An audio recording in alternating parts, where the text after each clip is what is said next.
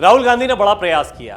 भारत जोड़ो यात्रा एक ऐसा मिशन रहा है कांग्रेस के लिए और राहुल गांधी के लिए जो उनकी इमेज को मजबूत करने वाला तो है ही, पार्टी को मजबूत करने वाला तो है ही, लेकिन साथ ही साथ क्या विपक्ष के नेता के तौर पर राहुल गांधी स्वीकृत होंगे, ये भी एक बड़ा सवाल है।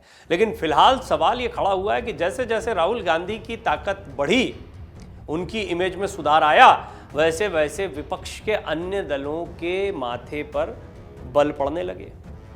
वजह क्या थी? क्या राहुल की ताकत कम होगी तभी बाकियों की ताकत बढ़ेगी? और अभी विपक्षी एकता के नाम पर जिन दलों को साथ में लाना है, उनका राहुल गांधी से दूर रहना उनकी मजबूरी है। ये कुछ बड़े अहम सवाल हैं और इसी वजह से क्या ये सवाल उठता है कि क्या विपक्ष में कमजोर दिखाई देते हैं राहुल गांधी? विपक्ष का नेता कौन होगा? राहुल गांधी होंगे, केजरीवाल होंगे, ममता बनर्जी होंगी, कौन होगा? 3500 किलोमीटर की यात्रा कांग्रेस के लिए कितनी मददगार साबित होगी? क्या वोटों में तब्दील हो पाएंगे जो लोग इस वक्त राहुल गांधी के साथ चल रहे हैं वो? ये ऐसे कई सवाल हैं जिनके जवाब हम इस रिपोर्ट में जानने की कोशिश करेंगे। 2024 में कौन होगा पीएम मोदी के खिलाफ? ये एक बहुत बड़ा सवाल है, क्योंकि क्षत्रपों के लिहाज से देखें तो अलग अलग राज्यों में सियासी तौर पर कई दलों की ताकत बढ़ी। उदाहरण के लिए ममता बनर्जी पश्चिम बंगाल में है तो बिहार की अपनी सियासत है, उत्तर प्रदेश की अपनी सियासत है, दक्षिण की कई राज्यों की अपनी सियासत है। तो महाराष्ट्र में हम देखते हैं महाविकास आघाड़ी के प्रयोग के साथ में किस तरह से विपक्ष एकजुट होने का प्रयास करता है। शिवसेना की आपसी राह जो है वो भी एक अलग माहौल पैदा करती है। तो अलग अलग राज्यों में राजनीति का अलग अलग फ्लेवर देखने को मिलता है। अब बड़ा सवाल है कि केंद्र की राजनीति में कौन सा चेहरा पीएम मोदी के खिलाफ होगा? क्या इन क्षत्रों में से कोई भी अपने राज्य के बाहर पूरे देश में स्वीकार्य है? उदाहरण के लिए ममता बनर्जी क्या पश्चिम बंगाल से बाहर किसी भी राज्य में स्वीकार्य है? जवाब आपको मिलेगा नहीं। तो ऐसा कौन सा चेहरा है जिसके पीछे विपक्ष लामबंद हो सकता है? शरद पवार इसका जवाब दे चुके हैं। बोले आप कोई भी मोर्चा बना लीजिए, अगर केंद्र में आप बीजेपी को नहीं रखेंगे उस मोर्चे के, तो ये मोर्चा विफल ही हो जाएगा। कोई मोर्चा बन ही नहीं सकता है, कोई समीकरण हो ही नहीं सकता है। अब वामपंथी दल या जनता दल का वो दौर भी नहीं देखने को मिलता है। एक समय इस तरह का प्रयोग हुआ था, पर अभी पूरी तरह से राजनीतिक क्षत्रपों में बढ़ गई। मजबूरी क्या है? ये बटी कैसे? जहां जहां कांग्रेस कमजोर हुई वहां वहां पर क्षेत्रीय पार्टियों का उदय हुआ। अब इनमें एक पार्टी जो है वो बढ़ती हुई दिखाई दे रही है। कौन? आम आदमी पार्टी। अलग अलग राज्यों में बहुत स्ट्रैटेजिकली अपनी पार्टी को एक बड़ी भूमिका में या विपक्ष के चेहरे अभी से नैरेटिव सेट करने लगे हैं। प्रधानमंत्री मोदी के खिलाफ कौन? अरविंद केजरीवाल। क्यों? क्योंकि पूरे देश में जो पार्टी चलेगी या एक राज्य से बाहर जो पार्टी चलेगी वो दावेदारी मजबूत कर पाएगी। तो वामपंथी दलों का या एक तरह की उस समय जो पॉलिटिक्स तीसरे मोर्चे की होती थी उसका एक विकल्प बनने की तैयारी कर रहे हैं अरविंद केजरीवाल, और बहुत हद तक कामयाब भी दिख रहे हैं, बड़ी तेजी से आगे बढ़ रहे हैं। लेकिन इनकी राजनीति भी तभी तक परवान चढ़ती है जब कांग्रेस कमजोर होती। तो ऐसे में कांग्रेस को मजबूत करने का प्रयास कोई करेगा ही क्यों, जब उनकी राजनीति ही कांग्रेस के कमजोर होने पर चल रही है? तो बड़ा सवाल है, इसको समझने की कोशिश करते हैं। विपक्षियों में पीएम उम्मीदवार की रेस में किसके चेहरे पर सहमति बनेगी? बड़ा सवाल है। इस पर कुछ भी साफ नहीं कहा जा सकता। राहुल नहीं तो क्या केजरीवाल के नाम पर सहमति बनेगी? हम ये बात नहीं कह सकते। आपको क्या लगता है आप बताइएगा, इस पर अपनी राय रखिएगा। लेकिन ऐसा इसलिए कहा जाता है क्योंकि अधिकतर लोगों का मानना है कि अरविंद केजरीवाल में पीएम की क्वालिटी देखने को मिलती है। जिस तरीके से 10 साल में अपनी पार्टी को राष्ट्रीय पार्टी बनाने की तरफ ले गए अरविंद केजरीवाल, जिस तरीके से एक नहीं दो नहीं तीसरे राज्य गुजरात में भी एंट्री करने में कामयाब रहे अरविंद केजरीवाल, मात्र 10 साल में आम आदमी पार्टी की सियासत कहां से कहां पहुंच गई। पहले तो कोई दल ही नहीं था, संगठन आंदोलन इससे शुरुआत हुई, फिर एक दल बनाया, फिर दिल्ली में बड़ी स्ट्रेटेजिकल राजनीति खेली, रणनीति के तहत अपनी सरकार को बनाया। अब बड़ी कन्विंसिंग विक्ट्री मिली, पंजाब में धमाकेदार जीत हासिल। धीरे धीरे अपनी ज़मीन को मजबूत कर रहे हैं, ज़मीनी स्तर पर कार्डर पॉलिटिक्स पर काम करते हैं। ये वामपंथी दलों का भी तरीका रहा था। पश्चिम बंगाल में पहले बड़े मजबूत हुआ करते थे, केरल में अब भी देखने को मिलते, धीरे धीरे खत्म हो गए। पहले बड़ी ताकत थे, अब स्थिति वो नहीं दिखाई देती है। तो कुल मिलाकर अब आम आदमी पार्टी कई सारे दलों का विकल्प बनती दिखाई दे रही है, उनमें कांग्रेस भी है। यात्रा से कांग्रेस को चुनाव जीतने में खास मदद मिलेगी नहीं मिलेगी, ये भी एक बड़ा सवाल है। बहुत सारे जानकार ये कहते हैं कि नहीं मिलेगी मदद, क्योंकि ये जो जनता का सैलाब है, खुद शशि थरूर कह रहे थे कि ये लोग काफ़ी जुटे हैं, काफ़ी सक्सेसफुल हुए, लेकिन महत्वपूर्ण ये रहेगा कि इनका वोटों में भी तब्दील होना चाहिए इन सारी भीड़ों को या लोगों को। वहीं विपक्षी नेतृत्व के तौर पर भी लोगों ने फिलहाल राहुल को एक तरीके से मान लिया, और ये कहना बड़ा मुश्किल है, क्योंकि कोई भी नेता अभी खुलकर राहुल गांधी के साथ नहीं दिखाई देता है। अब बड़ा सवाल ये भी उठता है कि विपक्ष का नेता कौन होगा। राहुल गांधी होंगे, अरविंद केजरीवाल होंगे, ममता बनर्जी होंगी, केसीआर होंगे, शरद पवार होंगे, अखिलेश यादव होंगे, ढेर सारे जो हैं वो राजनीतिक दल हैं, ढेर सारे चेहरे हैं राजनीति के, कोई एक सर्वमान्य चेहरा होना चाहिए। तो राहुल गांधी और केजरीवाल इसलिए छन के अलग आ जाते हैं। अब इन दोनों में ज़्यादा कंपटीशन देखने को मिलता है। फिलहाल देश में भारतीय जनता पार्टी के खिलाफ विपक्षी एकता की चर्चा है। हालांकि नेताओं की तैयारियां जारी हैं, लेकिन अंतिम मुहर नहीं लग सकी है। इसी बीच एक सवाल लगातार बना हुआ है कि विपक्ष एकजुट हुआ तो नेतृत्व कौन करेगा। कुछ सर्वे भी कराए जा रहे हैं, इस पर कई सर्वे कराए गए हैं। आपने देखा होगा अलग अलग मीडिया हाउसेस जो हैं इस पर सर्वे कराते रहते हैं, क्योंकि लोग जानना चाहते हैं तभी सर्वे कराते हैं। तो लोगों से राय जानना चाह रहे हैं। पता लगता है इसमें कुछ सर्वे में ये भी बताया जाता है कि राहुल के मुकाबले जनता आम आदमी पार्टी प्रमुख दिल्ली के मुख्यमंत्री अरविंद केजरीवाल को भी पसंद कर रही है। तो हालांकि नैरेटिव भी सेट किए जाते हैं, कई सर्वे इस पर सवाल भी खड़े किए जाते हैं कि इसी मकसद से शायद करवाए गए हों। लेकिन ये बात सही है कि केजरीवाल भी रेस में हैं, ये कहना गलत नहीं होगा। हालांकि जो राहुल गांधी का चेहरा या ताकत है या कांग्रेस की जो ताकत है वो आम आदमी पार्टी की अभी भी नहीं है। बेशक आम आदमी पार्टी की पूरी सियासत कांग्रेस के कमजोर होने पर टिकी हुई, ये बात भी सही है। राहुल केजरीवाल नहीं और तो फिर किन नामों पर सहमति बनेगी, ये भी बहुत बड़ा सवाल है। केजरीवाल इन दो नामों पर विपक्षियों की सहमति फिलहाल बन पाती या नहीं बन पाती है, बड़ा सवाल। किन दो नामों पर, राहुल और केजरीवाल। तो फिर कौन है, ममता, नीतीश, अखिलेश, केसीआर, शरद पवार और भी आप बहुत सारे नाम देख सकते हैं। इन पर विपक्षी एकता साथ आएगी। सवाल बड़ा है, जवाब भी बहुत स्पष्ट है, बिल्कुल नहीं। ऐसा लगता ही नहीं कि इनमें से कोई एक छोटा सा नेता सामने आ जाए। ये छोटा नेता शब्द इसलिए इस्तेमाल कर रहा हूँ क्योंकि ये अपने अपने राज्यों में सीमित है इनकी राजनीति। किसी भी दल को उठा के देख लीजिए। अब एनसीपी है, थोड़ा आप शरद पवार को बड़ा नेता मान सकते हैं, लेकिन अस्वस्थता भी है। लेकिन कहाँ, महाराष्ट्र के बाहर क्या, गोवा या आपको थोड़ा और आसपास के क्षेत्रों में प्रभाव देखने को मिलेगा। इसी तरीके से आपके ममता बनर्जी हों, नीतीश कुमार हों, अखिलेश यादव हों, किसी को उठाकर देख लीजिए, अपने अपने राज्यों तक सीमित है। राहुल गांधी की राजनीति थोड़ा सा पूरे देश में देखने को मिलती है। और आगामी अगर विधानसभा चुनाव 2023 के जो हैं, मध्य प्रदेश है, राजस्थान है, छत्तीसगढ़ है, कर्नाटक है, नॉर्थ ईस्ट के चुनाव हैं, इन सब जगहों पर थोड़ा अच्छा प्रदर्शन हो जाता है तो ताकत और बढ़ जाएगी।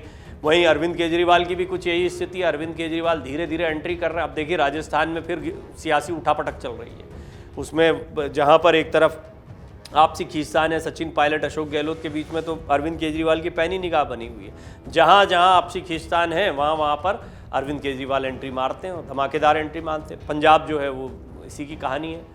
कुछ यही स्थिति बीजेपी की वहाँ पर दिखाई देती है। बीजेपी में भी अंदरूनी उठापटक वहाँ पर जमकर है सीएम फेस को लेकर। तो खैर ऐसी जगह जो है वो बड़ी मुफीद लगती हैं अरविंद केजरीवाल को। देखना होगा कि 2023 के विधानसभा चुनाव में किसका प्रदर्शन, राहुल गांधी, अरविंद केजरीवाल में किसका प्रदर्शन थोड़ा बेहतर सामने आता है बीजेपी के। तो इससे भी तय होगा कि क्या आगामी लोकसभा चुनाव 2024 में संयुक्त रूप से विपक्ष एकजुट होगा किसी एक चेहरे के पीछे। क्योंकि नीतीश कुमार, केसीआर, ये सब लोग साथ में आते दिखाई नहीं दे रहे। विपक्षी एकता की बात करते हैं लेकिन कोई बहुत मजबूती के साथ ये खड़े हो पाएंगे, इनके पीछे अलग बाकी की पार्टियां खड़ी हो पाएंगी, बड़ा कठिन सवाल है। कांग्रेस के अलावा विपक्षियों के लिए कोई दूसरी पार्टी नहीं है जो बीजेपी के खिलाफ खड़ी हो। विपक्षियों को एकमात्र कांग्रेस शरण दे सकती है, एक अम्ब्रेला दिखाई देती है जो बहुत बड़ी पार्टी के तौर पर दिखाई देती है। अब असरदार कितनी होगी विपक्षी एकता? विपक्षी एकता बनाम प्रधानमंत्री नरेंद्र मोदी के लिहाज से 2023 की शुरुआत भाजपा के लिए अच्छी साबित होती दिख रही है। ज़्यादातर लोगों का मानना है कि इससे मोदी सरकार को चुनौती नहीं मिलेगी, जबकि कुछ लोग उनके पक्ष में हैं। केजरीवाल और केसीआर से कांग्रेस को परहेज क्यों है, ये भी समझने जैसी बात है। केजरीवाल और केसीआर दोनों की राजनीति जो है वो कांग्रेस के विरुद्ध रही है। ममता बनर्जी की भी राजनीति ऐसी रही है, लेकिन ममता बनर्जी जो है अब वो पश्चिम बंगाल के बजाय ज़्यादा कांग्रेस का विरोध करती नहीं दिखाई देती हैं। तो और ममता बनर्जी जो है उनका तब तक मामला सीमित है जब तक कि पश्चिम बंगाल में आप उनको नहीं छेड़ रहे हो। यानी कांग्रेस का क्या स्टैंड रहता है पश्चिम बंगाल में, ये भी बहुत महत्व की बात रही। पश्चिम बंगाल में किसी से कोई समीकरण नहीं बैठाने वाली ममता बनर्जी। पश्चिम बंगाल में लोकसभा चुनाव उतने ही महत्वपूर्ण होने वाले हैं जितने कि किसी अन्य राज्य में काफ़ी सीटें हैं। अब यहाँ पर बीजेपी को कितनी कड़ी टक्कर वो दे पाएंगी, या बीजेपी जो अभी विधानसभा चुनाव की हार को लेकर काफ़ी मंथन किया गया, काफ़ी विचार किया गया है, पश्चिम बंगाल में, तो उसके बाद निश्चित तौर पर पूरी ताकत के साथ में मैदान में उतरना चाहेगी बीजेपी। तो ये बहुत सारे सवाल हैं जो विपक्ष के सामने इस वक्त रखे हुए हैं और विपक्षी एकता के सामने यही एक बड़ी खाई के तौर पर दिखाई पड़ते हैं। केसीआर ने भी कांग्रेस से कन्नी काटी। कांग्रेस को कमज़ोर करने में केसीआर के इस प्लान में केजरीवाल और अखिलेश यादव आगे बढ़े, ऐसा भी दिखाई पड़ता है, क्योंकि खुल के समर्थन नहीं किया गया। अब आपको कुछ बयान बताते हैं, इन बयानों से देखो आपको ये भी समझ में आएगा कि किस तरह से राजनीतिक दल सोच रहे हैं, विचार कर रहे हैं। क्या कह रहे हैं केजरीवाल एक रैली में कि पीएम मोदी 24 घंटे क्या सोचते हैं। एक रैली में अरविंद केजरीवाल कह रहे हैं, सीएम अरविंद केजरीवाल ने कहा कि पीएम नरेंद्र मोदी का बढ़ती बेरोजगारी से कुछ लेना देना नहीं है। वो 24 घंटे सोचते हैं कि मुख्यमंत्रियों को कैसे तंग करें। वो सोचते हैं कि किसी पार्टी के विधायक या सांसद को कैसे खरीदा जाए। अब देश बदलाव मांग रहा है। अब ये देखिए, ये जो बात वो कह रहे हैं, इससे वो कहीं ना कहीं एक बार फिर प्रधानमंत्री मोदी के समकक्ष या सामने खड़े होने का नैरेटिव सेट करने की कोशिश कर रहे हैं। वाराणसी से उनका चुनाव लड़ना भी ऐसी एक कोशिश थी। वो अपने चेहरे को हमेशा प्रधानमंत्री मोदी के बराबर चेहरा दिखाते हैं। वो सिर्फ मुख्यमंत्री पद तक सीमित नहीं रहना चाहते, वो बताते राष्ट्रीय स्तर की राजनीति का चेहरा, क्योंकि इसका भी अभाव है। लेकिन अभी राहुल गांधी जिस तरीके से आगे बढ़े हैं, क्या उसमें केजरीवाल इस बात को स्वीकार करेंगे कि वो राष्ट्रीय पार्टी या फिर एक इतनी बड़ी पार्टी के नेता हैं राहुल गांधी, जिसका काडर पूरे देश में मौजूद है। जैसे अरविंद केजरीवाल अभी दक्षिण की राजनीति में वो दखल नहीं रखते हैं जो राहुल गांधी रखते हैं, या जम्मू कश्मीर में चले जाइए तो वो दखल नहीं है उनका। हिमाचल में भी जैसे दिख ही गया है, हिमाचल में तो सत्ता में वापसी की है। और भी आप जहां भी देखेंगे वहां पर आपको देखने को मिलेगा कि कांग्रेस की स्थिति अरविंद केजरीवाल से बेहतर है। हालांकि ये कंपैरिजन बड़ा एक तरीके से अन्यायपूर्ण लगता है। हाल की 10 साल पुरानी पार्टी है अरविंद, लेकिन फिर भी राजनीति राजनीति है। राजनीति में अगर कोई आगे बढ़ा है तो फिर हाल में आकलन किया जाएगा कि उसका विपक्ष का चेहरा बनना किस आधार पर तय किया। क्योंकि उन्होंने जल्दी में 2-3 जगहों पर बड़ी कामयाबी हासिल कर ली, इसलिए पूरे देश में वो सर्वमान्य चेहरा हो जाएंगे केजरीवाल। या फिर राहुल गांधी जो एक पुरानी पार्टी के नेता रहे, उनमें भले ही नेतृत्व की क्षमता का विकास नहीं था या बहुत कमज़ोर नेतृत्व क्षमताएं थीं, उनकी अपनी पार्टी के नेता नाराज़ रहे, धीरे धीरे वापसी कर रहे हैं, भारत जोड़ो यात्रा से इमेज बदल रहे हैं, लोगों के बीच जा रहे हैं नए। तो अब ये उसी बड़ी पार्टी के नेता बदले हुए रूप में किसको विपक्ष पसंद करेगा? आप भी इस पर राय अपनी ज़रूर रखें। तो अगर बात करें कांग्रेस से परहेज़ की, तो केजरीवाल और केसीआर ये तो परहेज़ कर ही रहे हैं, और भी कई नेता हैं जो परहेज़ करते दिखाई देते हैं। उसका कारण मैंने आपको बताया भी है कि कहीं ना कहीं क्षेत्रीय दल जो हैं वो अगर राहुल गांधी को समर्थन करेंगे तो उनकी अपना नुकसान हो जाएगा। हाल की बात है तो राहुल गांधी ने क्षेत्रीय दलों से अपील की थी कि सब लोग साथ मिलकर बीजेपी के खिलाफ लड़ें। राहुल गांधी ने भी प्रॉमिस किया था कि कांग्रेस सबको साथ लेकर चलेगी, सबका सम्मान कायम रखेगी, इसकी कोशिश करेंगे। गुलाम नबी आज़ाद, जगन मोहन रेड्डी को न बुलाए जाने की बात भी एक बार समझी जा सकती है, लेकिन केसीआर और केजरीवाल से क्या दिक्कत हो सकती है? कांग्रेस ने भी परहेज़ किया ना इन लोगों से, इनको नहीं बुला रही क्योंकि ये लोग भी परहेज़ करते हैं। बहरहाल ऐसे तो विपक्षी एकता सामने नहीं आएगी, ऐसे कंपटीशन जरूर सामने आएगा। तो राहुल गांधी भी शायद या कांग्रेस भी शायद इस नैरेटिव को स्वीकार कर रही है कि अरविंद केजरीवाल और राहुल गांधी में से किसके चेहरे के पीछे विपक्ष लामबंद होगा। क्या राहुल गांधी अभी से बीआरएस और आप दोनों पार्टियों को क्षेत्रीय दलों के दायरे से बाहर कर चुके हैं, मतलब राष्ट्रीय पार्टी मान चुके हैं, और ये भी मानकर चल रहे हैं कि दोनों ही कांग्रेस और उनको नहीं पूछने वाले हैं? ये एक बड़ी बात है। और जैसा मैंने कहा आपको कि क्या कंपटीशन में देखने को मिलते हैं विपक्षी चेहरे के तौर पर ये नाम। देखा जाए तो केसीआर के साथ जेडीएस को न बुलाए जाने के पीछे अलग राजनीतिक समीकरण हो सकते हैं, और ये भी हो सकता है कि ये पॉलिसी सिर्फ 2023 के लिए हो सकता है 2024 से कांग्रेस अपना स्टैंड बदल दे। असल में 2023 के शुरू में कर्नाटक विधानसभा और फिर साल के अंत में तेलंगाना में विधानसभा चुनाव होने वाले हैं। तेलंगाना में राहुल गांधी पहले से ही केसीआर के खिलाफ धावा बोलते रहे। भारत जोड़ो यात्रा के दौरान तेलंगाना में दोनों के बीच तनातनी भी देखने को मिली थी। शेर कश्मीर क्रिकेट स्टेडियम में यात्रा का समापन होने वाला है। कांग्रेस की भारत जोड़ो यात्रा अपने अंतिम पड़ाव की ओर है। 30 जनवरी को जम्मू कश्मीर के श्रीनगर में यात्रा का समापन है। यात्रा के अंत में राहुल गांधी का 30 जनवरी को श्रीनगर स्थित पार्टी मुख्यालय में राष्ट्रीय ध्वज फहराने और शेर कश्मीर क्रिकेट स्टेडियम में रैली को संबोधित करने के साथ कार्यक्रम का समापन होगा। इसमें 24 दलों को आमंत्रित किया गया है। तो ये भी एक महत्वपूर्ण इवेंट रहेगा। यहाँ पे पता लग जाएगा कौन साथ में है, कौन नहीं है, किसके प्रतिनिधि आते हैं, कौन नेता खुद आते हैं। भारत जोड़ो यात्रा के समापन कार्यक्रम में शामिल होने के लिए राहुल गांधी ने अखिलेश यादव, मायावती, ममता बनर्जी, नीतीश कुमार, तेजस्वी यादव, स्टालिन, शरद पवार, उद्धव ठाकरे, कई दलों के नेताओं को न्योता भेज दिया है। इस कार्यक्रम में दिल्ली सीएम अरविंद केजरीवाल की पार्टी आप और तेलंगाना की केसीआर और बीजेपी को नहीं बुलाया गया है। जो बीजेपी तो बहुत ऑब्वियस है, लेकिन केसीआर और आम आदमी पार्टी को भी इसी श्रेणी में रखा गया है। नीतीश के अलावा देवेगौड़ा भी यात्रा में शामिल नहीं होंगे, ये बात भी स्पष्ट होगी। नीतीश कुमार ने भी पहले, बिहार के सीएम नीतीश कुमार ने भारत जोड़ो यात्रा में शामिल होने से इनकार कर दिया। जेडीयू के राष्ट्रीय अध्यक्ष राजीव रंजन सिंह ने मल्लिकार्जुन खड़गे को लिखे जवाबी पत्र में कहा कि 30 जनवरी को ही जेडीयू नागालैंड में विधानसभा चुनाव के लिए प्रचार की शुरुआत करने वाली है। इसी का हवाला देते हुए नीतीश कुमार की पार्टी ने राहुल गांधी के भारत जोड़ो यात्रा के समापन कार्यक्रम में शामिल होने के न्योते को ठुकरा दिया है। जेडीयू अध्यक्ष ने कहा कि मेरी पार्टी का यह गंभीरता से मानना है कि वक्त की दरकार एकजुट विपक्ष है और उम्मीद करता हूं कि कांग्रेस इस दिशा में उपयुक्त कदम उठाएगी। पूर्व पीएम और जेडीएस सांसद एचडी देवेगौड़ा ने ट्वीट कर कहा, मुझे मल्लिकार्जुन खड़गे ने आमंत्रित किया था लेकिन मैं पहुंच नहीं सकूंगा। मैंने राहुल गांधी को अपनी ओर से शुभकामनाएं दी हैं। मैं इस प्रयास के लिए उनकी सराहना करता हूं। उन्होंने पूरे देश की यात्रा कर एकता का संदेश दिया है। आपको बता दें कि 11 जनवरी को कांग्रेस अध्यक्ष मल्लिकार्जुन खड़गे ने देश भर के 24 दलों को इस आयोजन का न्योता भेजा था।